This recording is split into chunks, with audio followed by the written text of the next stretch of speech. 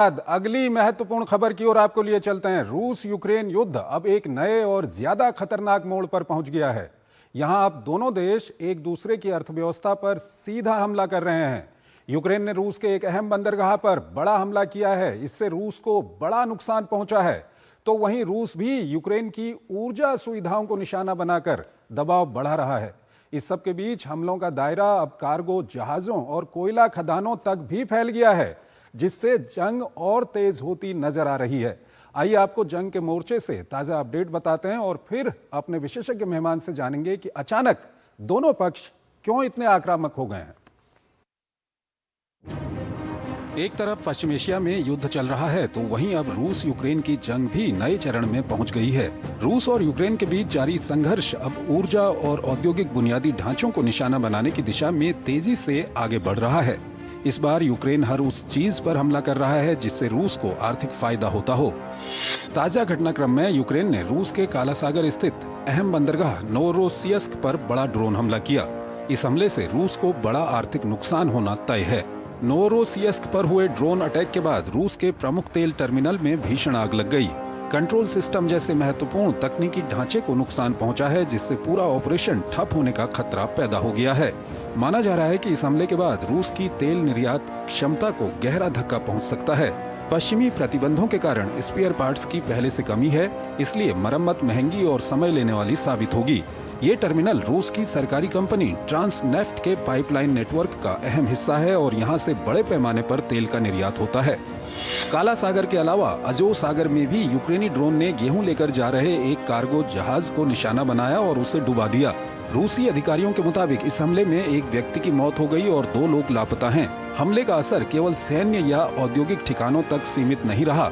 Drone हमले की वजह से रूस के ओडेसा प्रांत में 3 लोगों की मौत हो गई, जबकि रविवार को क्रीमिया के सेवास्तोपोल पर 4 ड्रोन हमले हुए, जिससे डोनियास्क और माकियोका जैसे शहरों में बिजली आपूर्ति बाधित हो गई।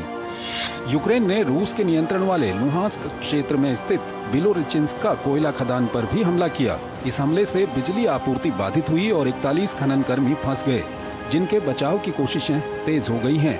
यूक्रेन का ये नया वॉर पैटर्न बता रहा है कि उसका लक्ष्य रूस की जंगी अर्थव्यवस्था को नुकसान पहुंचाना है, जबकि रूस यूक्रेन की ऊर्जा सुविधाओं को निशाना बनाकर सर्दियों में नागरिक जीवन को प्रभावित करने की कोशिश कर रहा है। अंतर्राष्ट्रीय समुदाय दोनों पक्षों से संयम बरतने और शांतिपूर्ण समाधान की दिशा में प्रयास करने की अपील कर रहा है, लेकिन फिलहाल जमीनी स्तर पर संघर्ष की तीव्रता कम होने के कोई संकेत नहीं दिख रहे। Bureau report, DD news. Sushil Kumar Singhal हमारे साथ बने हुए हैं, फॉर्मर सीनियर डिप्लोमेट हैं, विदेशी मामलों के जानकार हैं, उनसे हम बातचीत करेंगे। सिंघल साहब, ये रूस यूक्रेन युद्ध के मोर्चे से जो खबरें आ रही हैं, उससे ये पता चलता है कि दोनों पक्ष एक दूसरे पर काफी भीषण वहां पर हमला कर रहे हैं। अचानक क्यों ये युद्ध इतना भीषण हो गया सर?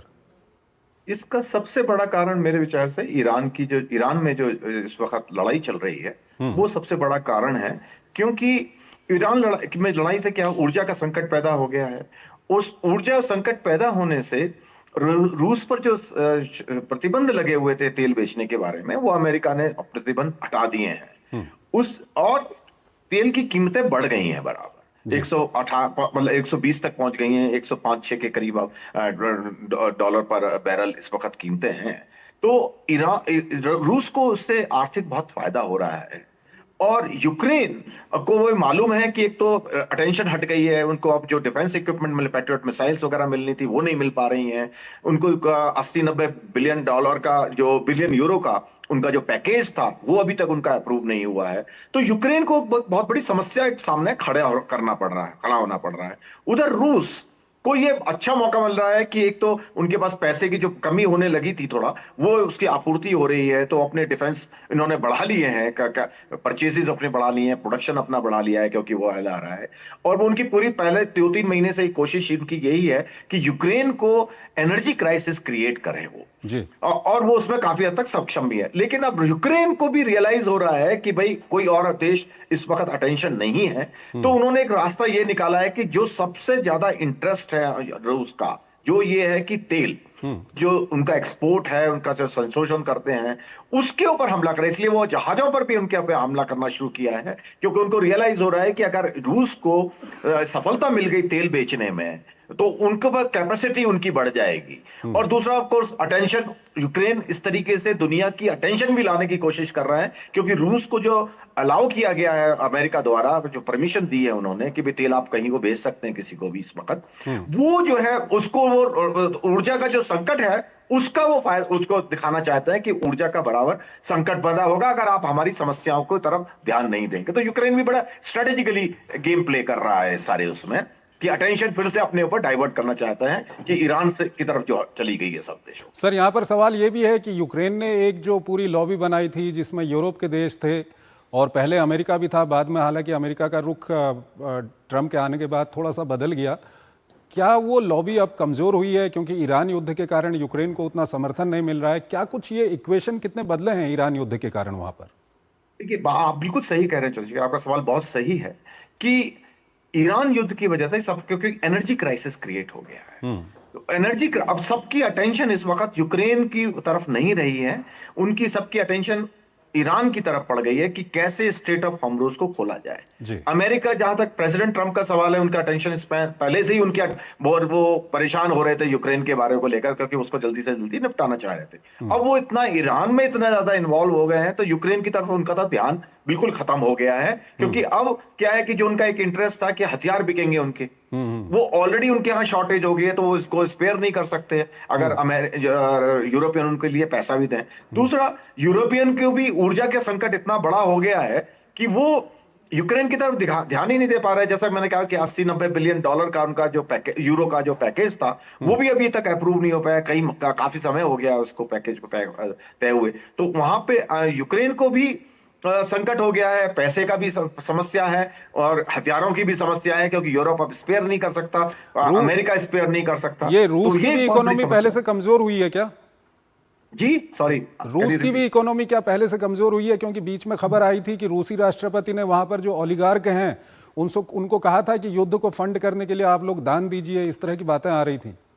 बिल्कुल सही, आप बिल्कुल सही कह रहे हैं कि क्योंकि जब रूस के ऊपर तेल का प्रतिबंध बहुत ज्यादा इफेक्टिव हो गया, तो वो तेल नहीं बेच पा रहे थे मार्केट में। उनके तेल जो है करीब जो है जो सुनने में आया मेरे का 10 से 15 मिलियन बैरल का ऑयल उनका फ्लोट कर रहा था सी में, क्योंकि कोई देश उनका तेल वो किसी को बेच नहीं पा रहे। तो इकोनॉमिक उनको बहुत बड़ा धक्का लगा था। तो वो उसमें कोई उनको, तो इसलिए वार एफर्ट में, जब वार के लिए पैसा चाहिए, उनके पास पैसा नहीं आ पा रहा है। उनके पास पैसा जो आता था वो तेल से आता था सारा उनका, क्योंकि एक्सपोर्ट उनके बहुत ज्यादा इतने बड़े नहीं है, ऑयल एक्सपोर्ट के अलावा उनके पास और साधन नहीं है इतने।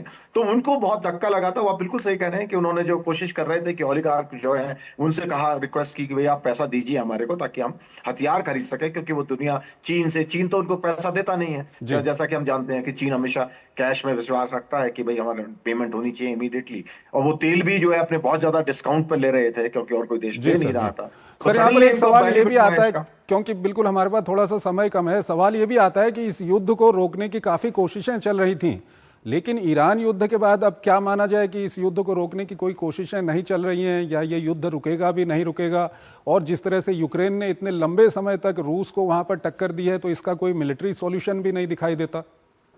नहीं, मिलिट्री बिल्कुल। अब देखिए, बात यह है कि बातचीत तो चल रही है, जो कि रिकॉर्ड पे उतनी प्रोमिनेंस में नहीं आ रही है, लेकिन बातचीत चल रही है। लेकिन उतनी अर्जेंसी नहीं दिखाई जा रही है जितनी पहले दिखाई जाती, चाहे यूरोप हो चाहे यूएसए हो, दोनों की तरफ से। रूस तो अपनी तरफ से बैठा हुआ ही था, लेकिन इसका जो, आप बिल्कुल सही कह रहे हैं कि यूक्रेन बराबर रशिया की कोशिश के बावजूद बराबर टक्कर दे रहा है। और जो 1200 किलोमीटर का फ्रंट है, उसमें जो खबर आ रही है कि यूक्रेन ने अपनी स्थिति पहले के मुकाबले जनवरी से अब मार्च में थोड़ी मजबूत की है, क्योंकि जो उनके जो उनके ड्रोन्स थे, जिसका बहुत बड़ा उनका हथियार था, उसका उन्होंने तोड़ निकाल लिया है कि वो ड्रोन को जो है वो इंटरसेप्ट कर पा रहे हैं। तो इस जो ईरान से मिले थे, उन्होंने टेक्नोलॉजिकल इंप्रूव किया था रशियंस ने, तो अब वो उनकी क्षमता जो थी नुकसान पहुंचाने की, वो कम होती जा रही है, क्योंकि वो इंटरसेप्ट हो रहे हैं। और वार में क्या है कि दोनों तरफ फौज की कमी है, क्योंकि जवान जो है वहां पर नहीं रिक्रूट हो पा रहे हैं। रशिया में भी कमी है, यूक्रेन में तो पहले से ही कमी थी, लेकिन यूक्रेन इस सब के बावजूद भी टक्कर दे रहा है रशिया को। ये बड़ी कमेंडेबल बात मैं कहूंगा कि वो उनकी में जो कैपेसिटी है, और नुकसान भी पहुंचा रहे हैं, क्योंकि उनके ड्रोन वहां रूस में जा पा रहे हैं। ठीक है सर।